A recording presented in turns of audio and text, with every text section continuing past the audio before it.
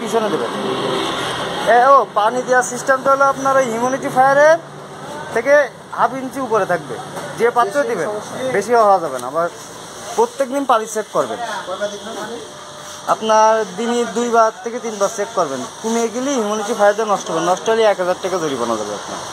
শুধু আপনার গ্যারান্টি থাকবে কন্ট্রোলারটা, আর কোনো কিছু গ্যারান্টি থাকবে না।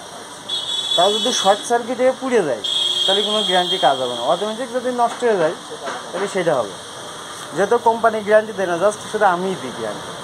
আমার আবার যদি নষ্ট হয়ে যায় অটোমেটিক তাহলে আমারই কিনে দেওয়া লাগবে, ঠিক আছে?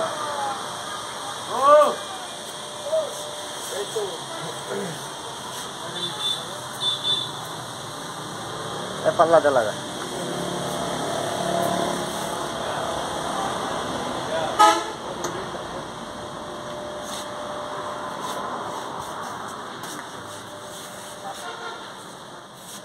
Come on.